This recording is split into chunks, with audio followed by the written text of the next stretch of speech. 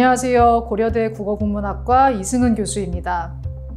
저는 국어국문학과에서 한국의 고전문학을 연구하고 있는데요. 더하여 디지털 기술 환경에서 문학 연구와 교육을 어떻게 해야 할까에도 관심을 가지고 있습니다. 저는 오늘 여러분과 함께 AI 시대 교육 현장의 공존 설계라는 제목으로 이야기를 나눠보려고 합니다.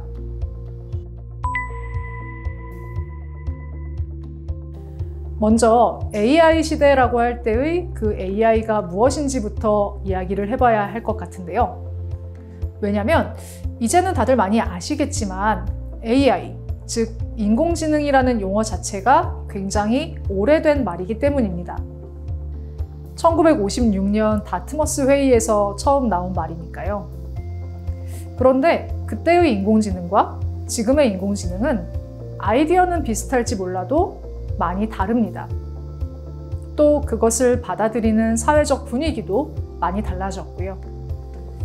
그래서 우리가 인공지능 시대의 인문학 교육 이런 것들을 이야기하려면 먼저 그 전제가 되는 인공지능 시대라는 것이 무엇인가부터 규정을 해볼 필요가 있을 것 같습니다.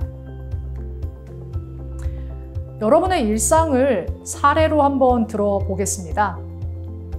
아침에 일어나서 출근 준비를 하시죠?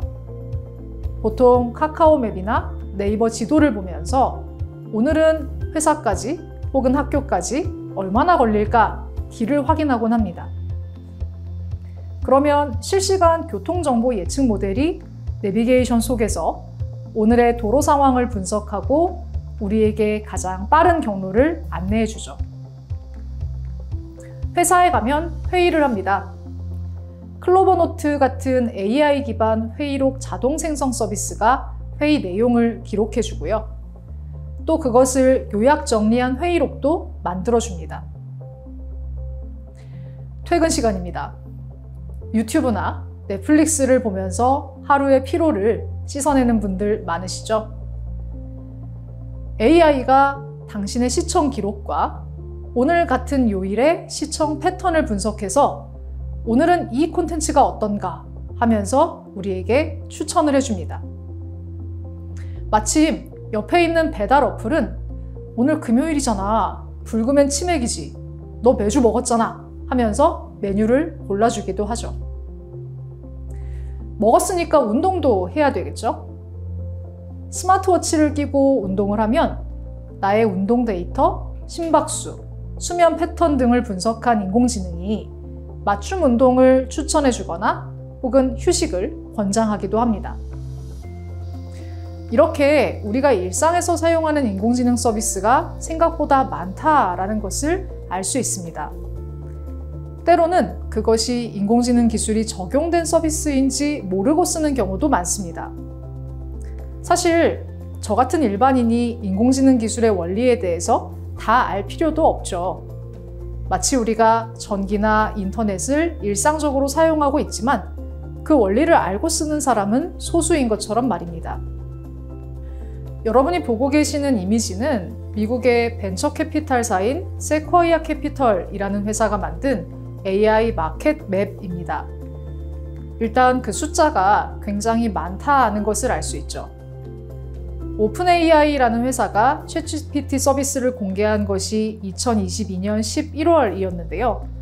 한 3년 정도 되는 기간 사이에 생성형 AI를 활용한 서비스가 급증했다는 것을 알 수 있습니다. 잘 보시면 엔터테인먼트, 음악, 게임과 같이 일상에서 소비자들이 쉽게 즐기는 산업군에 관한 어플도 있고요. 또 자동화, 마케팅, 디자인, 데이터 과학, 고객 지원처럼 기업 차원에서 다양한 업무에 적용할 수 있는 플랫폼도 있다라는 것을 알 수 있습니다. 또 의료나 법률, 금융 서비스, 번역처럼 특정한 산업에 초점을 맞춘 인공지능까지 그 범위도 굉장히 다양합니다. 다양한 계층의 사람들이 각자의 요구와 필요에 따라 인공지능을 손쉽게 사용할 수 있고 그것이 마치 전기나 인터넷처럼 익숙하게 여겨지는 시대, 그것이 지금의 인공지능 시대라고 말할 수 있을 것 같습니다. 인공지능의 성능도 빠른 속도로 좋아지고 있습니다. 점점 더 강력해지는 소형 모델들이 나오고 있고요. 하드웨어 수준에서는 비용이 매년 30%씩 감소하고 있고 에너지 효율은 매년 40%씩 향상되고 있다는 보고가 최근 스탠포드 대학의 AI 지수 리포트에서 발표되었습니다. 개방형 가중치 모델은 폐쇄형 모델과의 격차를 좁혀서 일부 벤치마크에서는 1년 만에 성능 격차를 8%에서 1.7%로 줄인 사례도 나타났습니다. 이러한 추세는 이른바 고급 인공지능 도입의 장벽을 빠르게 낮추고 있습니다. 또 같은 리포트에 따르면 까다로운 벤치마크에서의 AI 성능은 지속적으로 향상되고 있다는 것을 확인할 수 있습니다. 연구자들은 인공지능 시스템의 한계를 시험하기 위해서 다양한 새로운 벤치마크를 도입하고 있는데요. 어떠한 벤치마크를 새롭게 만드느냐와는 별개로 거의 모든 벤치마크에서 인공지능이 인간의 능력에 거의 근접하거나 일부에서는 인간의 능력을 뛰어넘는 성능을 보여주는 것을 확인할 수 있었습니다.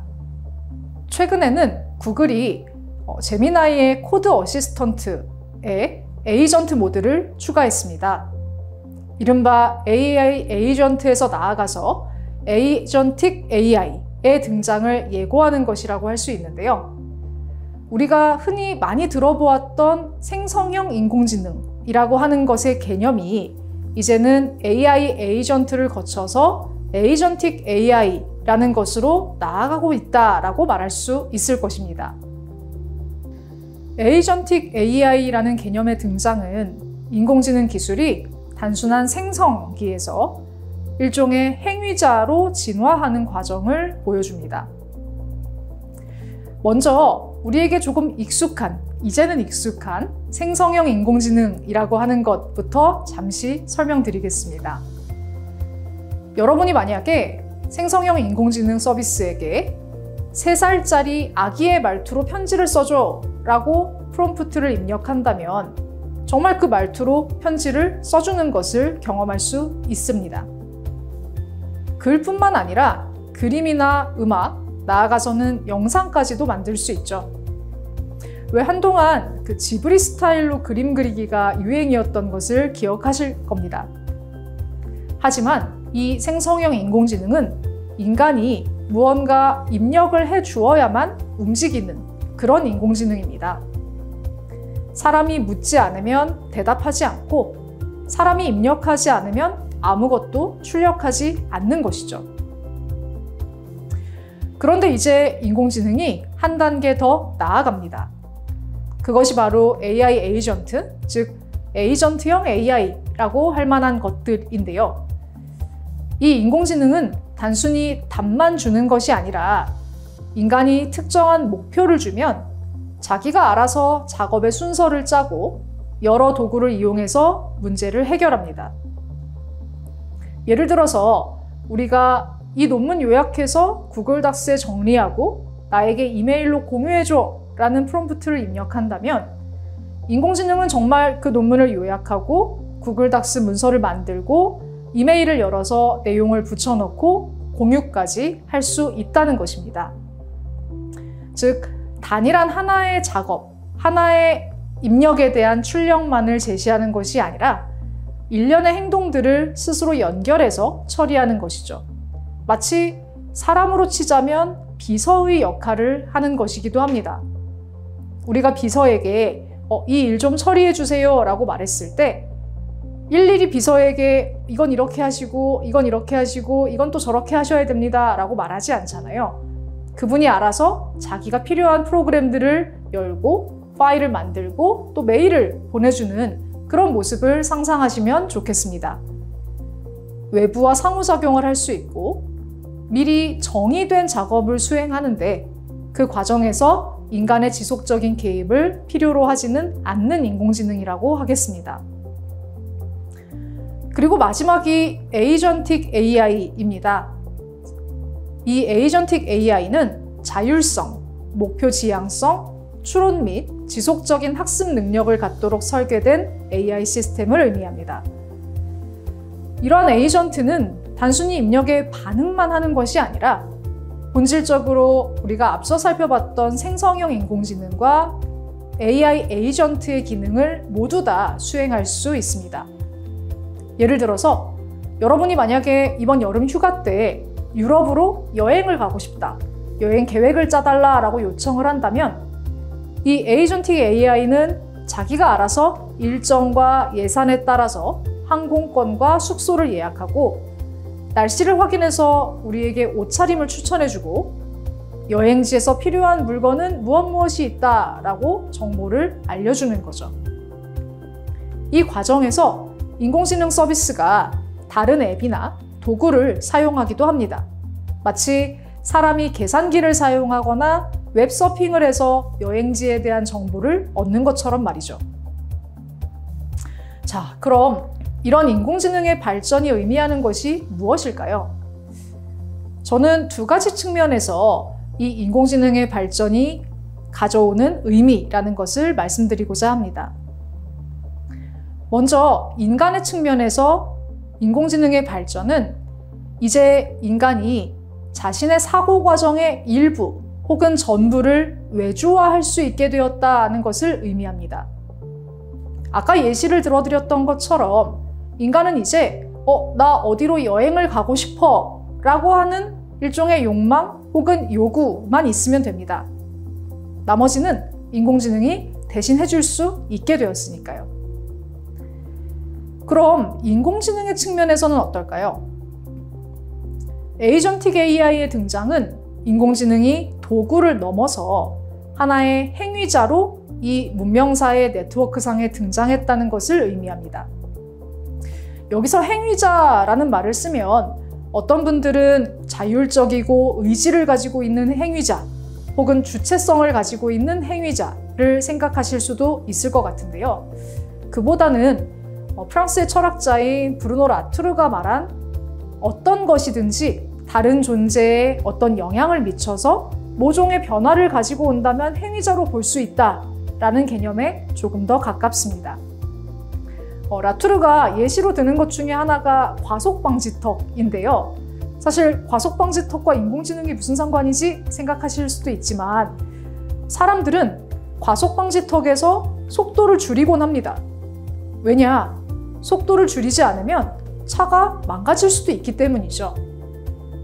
즉, 과속방지턱이라고 하는 것의 존재가 사람들의 심리에 영향을 미쳐서 그들의 행동을 변화시켰다는 것이고, 그런 점에서 과속방지턱도 인간은 아니지만 하나의 행위자, 비인간 행위자로 존재할 수 있다라고 본 것입니다. 인공지능도 마찬가지겠죠. 단순히 어떤 기능을 수행하는 기계가 아니라 우리의 행동이나 결정, 심지어 사고방식을 바꾸는 존재가 되었기 때문입니다. 그럼 기계나 기술이 인간의 삶에 영향을 끼친 사례가 인공지능 말고도 무척 많지 않습니까? 왜 하필 인공지능이 문제가 되는가라는 질문을 할 수 있을 것 같습니다.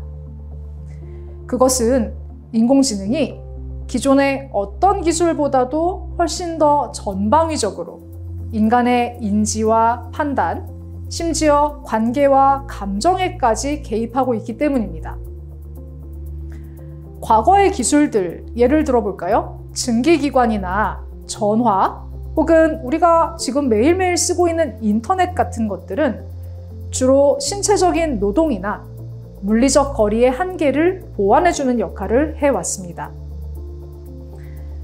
하지만 인공지능은 지금 우리의 사고를 대신하고 선택을 대신하고 감정에 반응하고 인간의 내면적 활동에까지 관여하고 있습니다. 지금과 같은 생성형 인공지능 서비스 이전에도 인공지능 모델들은 있어 왔습니다. 하지만 그때는 지금처럼 전 세계적으로 엄청난 반향을 일으키지는 않았죠. 대표적인 사례를 하나 들어볼까요? 1970년대에 미국 스탠퍼드 대학에서 개발한 마이신이라는 것이 있었습니다. 이것은 특정한 감염병에 대한 치료 방식을 의사에게 추천하기 위해서 만들어진 일종의 규칙 기반의 전문가 시스템 인공지능이었는데요. 좀 더 구체적으로 말해보자면 뇌수막염 같은 것들을 일으키는 박테리아를 식별해내고 거기에 맞는 항생제, 그리고 환자의 체중에 따른 투여량 같은 것들을 정확하게 계산해서 처방하기 위한 제품이었습니다. 실제로 임상에서 사용되진 않았다고 하는데요. 아마 책임 소재의 문제도 있고 또 그 당시 1970년대 컴퓨터 파워나 혹은 알고리즘의 정밀성 문제도 있었을 테니까 실제로는 사용되지 않은 것이 아닌가 싶습니다. 무엇보다 제가 여기서 말씀드리고 싶은 것은 이전의 인공지능, 이전의 기술이라고 하는 것들은 대체로 전문가용 도구에 가까웠지만 지금의 생성형 인공지능은 일반 대중에게 열려있는 기술이라는 것입니다. 누구나 손쉽게 인공지능을 활용해서 글을 쓸 수도 있고 그림을 그릴 수도 있고 영상을 만들 수도 있는 그런 시대가 온 것이죠. 그러니까 인공지능 기술 자체는 과거에서부터 지금까지 쭉 존재해 왔지만 그것이 수행할 수 있는 업무의 범위가 확대되고 또 누구나 쉽게 사용할 수 있게 되면서 이제 사람들은 인공지능이 가져올 인간의 미래에 대해 그 어느 때보다 깊은 관심을 가지게 되었습니다. 그 관심의 방향은 되게 양가적인데요. 먼저 희망편입니다. 인공지능이 노동 생산성을 크게 향상시킬 수 있을 것이다. 그러면 시간이 남게 될 것이고 인간은 남는 시간에 무엇을 할 것인가? 놀 수 있을 것이다. 라고 하는 류의 주장입니다. 반대로 절망편도 있습니다. 인공지능이 인간의 일자리를 대체해서 대량 실업이 발생한다던가 이미 인공지능은 인간이 제어할 수 있는 임계점을 넘어섰다는 등의 주장이 그것입니다. 실제로 알고리즘이나 데이터의 편향성이 대중을 선동하거나 가짜뉴스를 확산시키는 등의 문제점들이 나타나고 있고 그래서 극단적으로는 더 이상의 인공지능 개발은 멈춰야 한다라고 주장하는 사람들도 있습니다. 사실 희망편과 절망편 중에 우리가 어떤 방향으로 달려갈지를 지금 예단하기는 어렵습니다. 기술의 발전이 워낙 드라마틱하기도 하고 한편으로는 제도나 규범처럼 인간이 개입할 수 있는 여지 그리고 그것에 달려있는 부분들이 꽤 많기 때문입니다. 분명한 것은 기술은 점점 더 발전할 것이라는 사실입니다.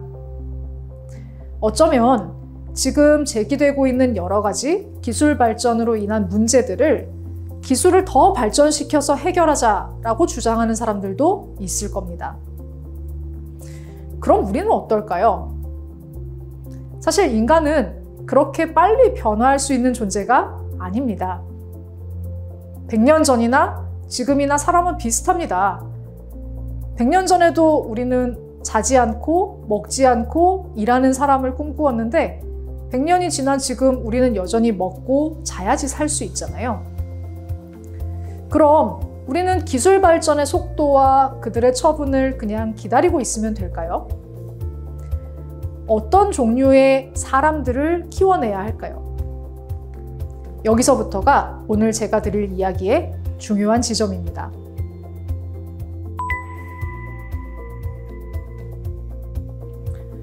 교수님만 모른다. 교수님의 역공. 공교롭게도 보름 간격으로 나온 두 기사의 제목입니다. 교수님만 모른다. 과제는 AI가 해준다는 걸. 그렇지만 저희도 다 압니다. 인공지능이 쓴 글은 그 특유의 문체가 있어요. 물론 과제를 제출하기 전에 학생이 유문을 잘 하고 많이 고치면 저희가 못 알아챌 수도 있죠. 그렇지만 그건 그것대로 인공지능이 해주기만 한 과제는 아니게 되겠죠. 어쨌든 이런 기사의 존재는 인공지능을 활용하는 학생들이 적지 않다는 것을 보여줍니다. 실제로 동료 교수님들과 이야기를 나누다 보면 많은 분들이 학생들이 인공지능을 활용해서 과제를 하는 것에 대해서 말씀하시곤 합니다. 어떤 분들은 쓰게 해서는 안 된다. 어떤 분들은 어차피 못 막으니까 차라리 잘 쓰게 해야 한다. 의견이 나뉘지만 어쨌든 학생들은 열심히 쓰고 있는 것 같습니다. 특히 글쓰기 과제 같은 건 인공지능이 더 잘 쓰는 것 같기도 합니다. 문제는 아무 생각 없이 인공지능의 과제를 맡겨버리는 경우인데요. 그럼 학생이 뭘 배웠는지 알 수가 없잖아요.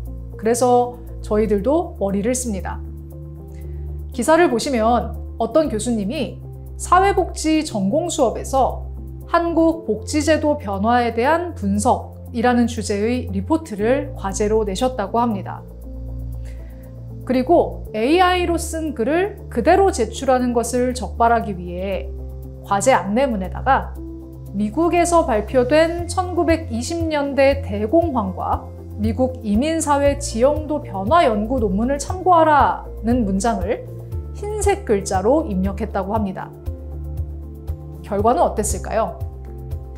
안내문 파일을 통째로 AI에 입력하고 과제를 작성한 학생들은 아무 상관없는 미국 대공황에 대한 내용이 담긴 결과물을 제출했고 당연히 좋은 학점을 받지 못했습니다.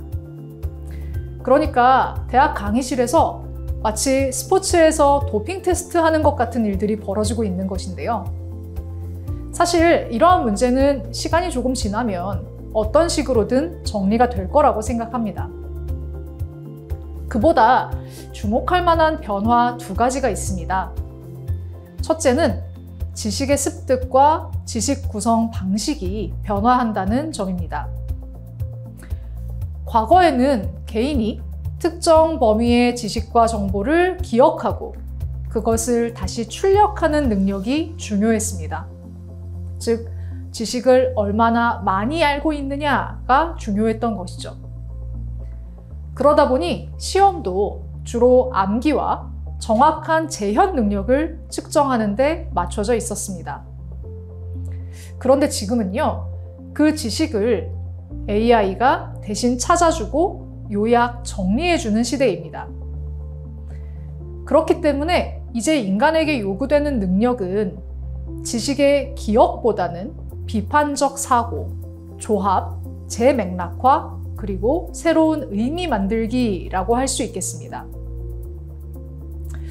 그런데 이 새로운 의미를 만들어내는 능력은 저절로 생기지 않습니다. 이걸 가능하게 하려면 교육 역시 지금까지와는 조금 다른 방향으로 바뀌어야 한다는 것입니다.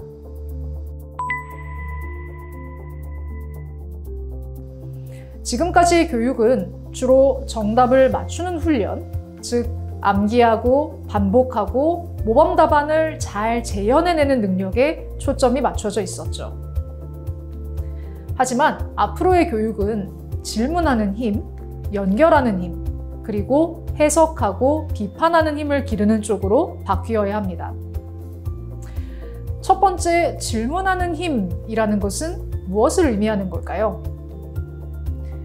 인공지능이 아무리 많은 정보를 가지고 있다 해도 우리가 무엇을 물어야 할지를 모르면 그 정보는 쓸모가 없습니다. 그러니까 이제는 좋은 질문을 던질 수 있는 사고력, 즉 문제를 발견하고 규정하는 능력이 교육의 핵심이 되어야 합니다. 두 번째로는 정보를 재구성하는 힘이 필요합니다. 같은 데이터를 놓고도 누구는 좀 뻔한 결론을 내고 누구는 새로운 통찰을 만들어내는 것을 보신 경험이 있으실 겁니다. 여러분은 혹시 데이터, 정보, 지식, 통찰 이러한 용어들의 차이에 대해서 들여보셨나요? 데이터는 관찰이나 측정을 통해 수집된 사실이나 값 그 자체로 가공되지 않은 것입니다. 이것들 중에 필요한 것을 가공해서 의미를 부여한 것이 바로 정보이고요. 그 정보들을 연관지어서 이해하고 그들 간의 패턴을 발견하는 것이 바로 지식입니다. 그리고 그 지식을 바탕으로 우리는 통찰을 얻게 되는 것이죠. 그러니까 데이터와 정보는 많으면 좋지만 그 자체가 지식이나 통찰이 되는 것은 아닙니다. 이것은 단순히 양의 문제가 아니라 데이터와 정보를 어떤 관점에서 해석하고 어떻게 연결하느냐의 문제입니다. 이게 잘 되려면 이른바 융합적 사고, 다학문적 접근, 그리고 하나의 현상을 여러 개의 프레임으로 바라보는 훈련이 필요한 것입니다. 셋째는 자기 표현과 해석의 훈련이 필요합니다. 생성형 인공지능이 이미 글도 잘 쓰고 요약도 잘 해주는데 글쓰기 교육이 왜 필요한가요? 이렇게 말하는 사람들도 있겠지만 그건 오해입니다. 인공지능에게 내가 원하는 것이 무엇인가를 정확하게 말할 수 있는 능력은 여전히 매우 중요합니다. 또 인공지능이 만들어준 출력물을 보고서 옳고 그름이나 그 수준을 판단하는 해석의 능력도 중요합니다. 질문하는 능력, 연결하는 능력, 비판하고 해석하는 능력. 그런데 사실 이러한 능력을 기르는 교육은 인문학 분야에서 우리가 아주 오래전부터 해오던 것이라고 할 수 있습니다.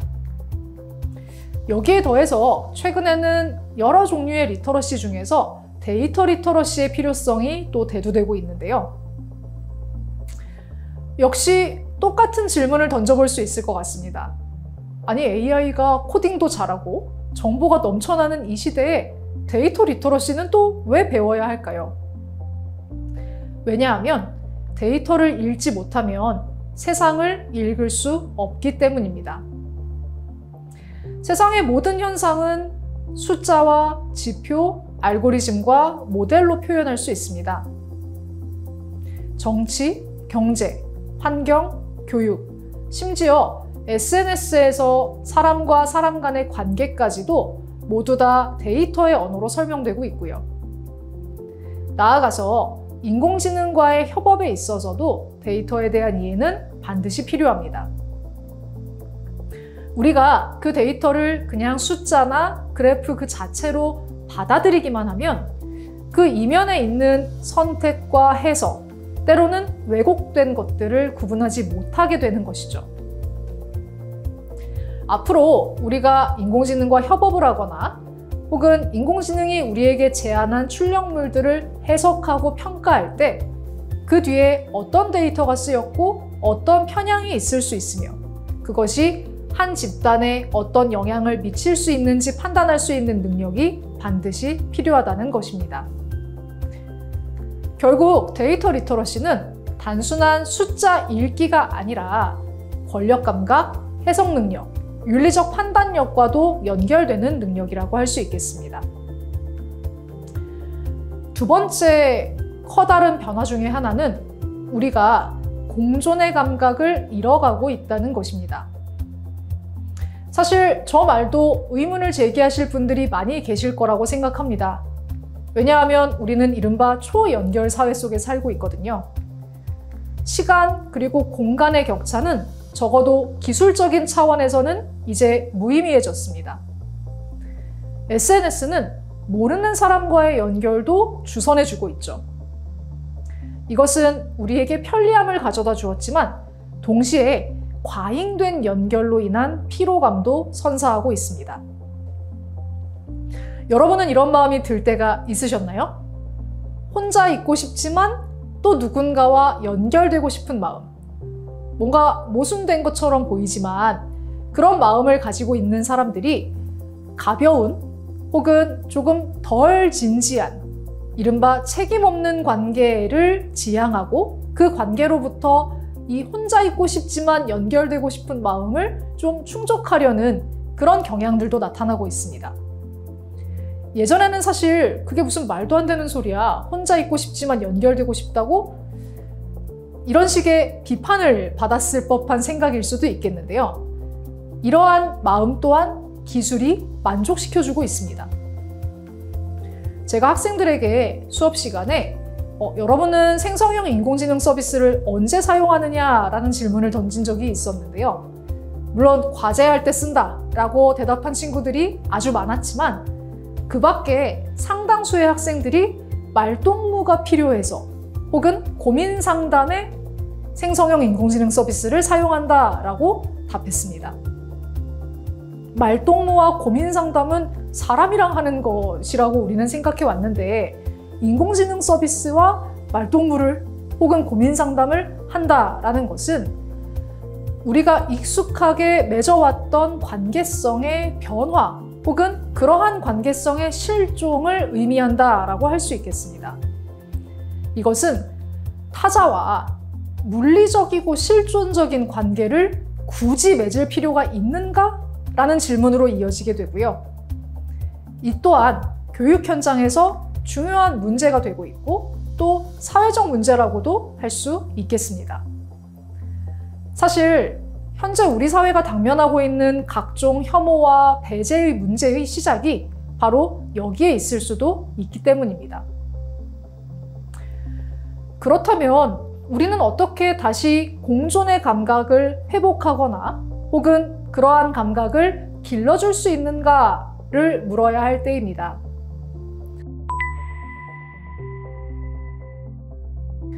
저는 문학이라고 하는 것을 그 답안의 하나로 말씀드리고 싶은데요. 문학은 아주 오래전부터 일종의 사고 실험이자 감정의 시뮬레이션 공간으로서 우리가 직접 겪을 수 없는 상황, 만나기 어려운 타인의 삶, 그리고 불편한 진실, 낯선 존재들을 내면화할 수 있는 장치가 되어 왔습니다. 다시 말해서 문학은 타자와의 만남을 훈련하는 공간이자 공존의 감각을 회복하는 교육적 실천 자료로서 기능할 수 있다는 것입니다. 이 공존의 감각은 인공지능 시대에 더더욱 필요해지고 있습니다. 아까 질문하는 능력이 필요하다, 중요하다라고 말씀을 드렸었는데요. 질문을 잘한다라는 게 대체 뭘까요?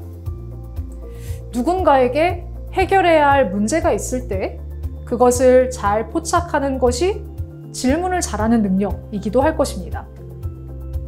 그럼 다른 사람의 필요와 문제를 잘 포착하려면 무엇이 필요할까요? 바로 공감 능력이 필요한 것이죠. 협업 능력도 중요해지고 있습니다. 개인이 모든 지식과 정보를 독점할 수도 없고 또 독점할 필요도 없어진 세상입니다. 대신 다른 사람 혹은 인공지능과 같은 비인간 행위자와의 협업이 중요해지고 있습니다. 여기서도 공존 감각은 필수적인데요. 그러니까 나 말고 다른 사람과의 공존뿐만 아니라 인공지능과의 공존도 교육되어야 한다는 점입니다. 어떻게 인공지능과 협업을 할 수 있을 것인가? 또 인공지능에게 어떠한 기준을 두고 책임을 물을 것인가? 때로는 인공지능과 어느 정도의 거리를 어떻게 유지해야 할 것인가와 같은 질문이 바로 그것입니다. 이제 우리는 학생들에게 무엇을 알고 있느냐를 묻는 대신에 어떻게 하면 알 수 있는가를 물어야 할 것입니다. 또 타인을 상상할 수 있는가? 타인과 함께 살아갈 준비가 되어 있는가를 물어야 할 것입니다. 이러한 맥락에서 교수자의 역할도 변화하고 있습니다.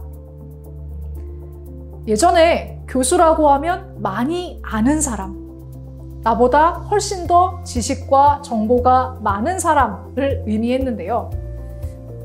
이제는 바로 그러한 지식 전달자의 역할에서 사유를 설계하는 방법을 알려주는 사람으로 내가 가지고 있는 정보를 해설하는 사람에서 이러한 정보가 탄생하고 놓여지게 된 맥락을 안내하는 사람으로 마지막으로는 학생을 평가만 하는 것이 아니라 학생과 함께 가는 선행 탐색자로 교수자의 역할이 변화하고 있다는 것입니다. 제가 학생과 함께 했던 프로젝트 하나를 예로 들어보려고 합니다. 사실 함께 했다기보다는 학생이 다 한 것이었는데요. 제목은 보따리 AI입니다. 여러분은 혹시 이야기 주머니, 이야기 보따리 이런 제목의 옛날 이야기를 들어보신 적이 있나요? 이야기가 들어있는 주머니가 있다라는 것인데요. 사실 옛날 이야기 하면 어떤 사람이 생각나세요? 아마도 할머니, 할아버지, 어머니 이런 분들이 생각나실 것 같습니다. 왜냐하면 이런 분들이 우리가 어린 시절부터 우리를 재우면서 또 우리를 놀아주면서 옛날 이야기를 해주셨으니까요. 학생이 주목했던 것은 바로 이 옛날 이야기를 들려주었던 할머니, 할아버지들이었습니다. 이른바 노년층을 위한 한국 구비설화 서비스 앱을 만들겠다는 것이었는데요. 그 이유는 한때 우리에게 더할 나위 없이 재미있는 이야기를 들려주시던 분들, 그런데 이제는 혼자 무료하게 지내시는 분들에게 재미와 함께 의미 있는 활동을 할 수 있게 해드리고 싶다는 것이었습니다. 이 서비스의 내용은 간단합니다. 어플을 하나 만드는 것이었는데요. 일종의 GPT처럼 이용자가 뭔가 질문을 입력하면 그것을 유사한 이야기를 추천해서 제시해주는 그런 서비스였습니다. 예를 들어서 이용자가 부자가 된 사람에 대한 이야기를 듣고 싶어 라고 입력하면 한국의 구비설화 중에 그것과 유사한 이야기를 마치 GPT가 생성하는 것처럼 쭉 적어주는 것이죠. 그리고 이용자가 그 이야기를 듣고 뭔가 내가 알고 있는 이야기랑 비슷한데? 혹은 나도 이거랑 비슷한 이야기를 해보고 싶은데? 이렇게 생각나는 것들이 있을 수도 있잖아요. 그럼 생각난 이야기를 바로 녹음하거나 입력해서 저장할 수 있는 기능을 첨가한 것이었습니다. 즉, 이 학생의 문제의식, 그 시작은 바로 인간에 있었다라고 할 수 있습니다. 인간의 문제를 포착하고 그것을 해결하기 위해서 기술을 이용한 것이죠. 그 과정에서 제가 한 일은 정말 별것이 없었습니다.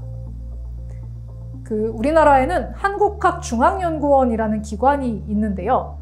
이름에서 알 수 있는 것처럼 한국학과 관련된 자료를 수집하고 또 연구하는 그런 기관입니다.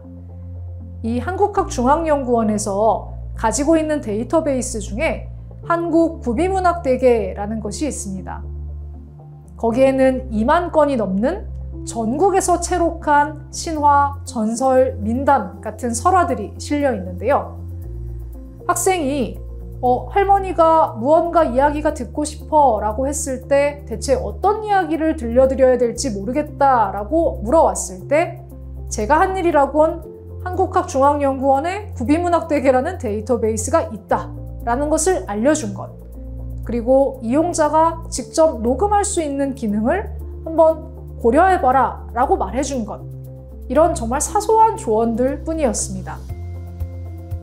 이 사례는 학생의 질문하는 능력, 연결하는 능력의 중요성과 함께 교수자의 역할 변화를 잘 보여준 것이라고 생각합니다. 대학에서 최근에 디지털 인문학이라는 이름의 교육과정들을 상당히 많이 개설하고 있습니다. 말 그대로 인공지능 시대 혹은 데이터 리터러시가 굉장히 중요해진 이 시대에 디지털 기술과 인문학을 연결시켜서 무언가 융합교육을 해보자 라고 하는 움직임들이 매우 활발하게 일어나고 있다는 것입니다. 또 고려대의 경우에는 학부과정에서 인문사회 디지털 융합전공이라는 것을 개설해서 운영하고 있는데요. 학생들은 문학이나 윤리학, 철학과 같은 과목과 함께 기초적인 데이터 리터러시를 습득할 수 있는 프로그래밍 교과목들을 함께 배우게 됩니다. 이 교육과정의 특징은 무엇보다도 프로젝트형 수업이 많다는 것인데요.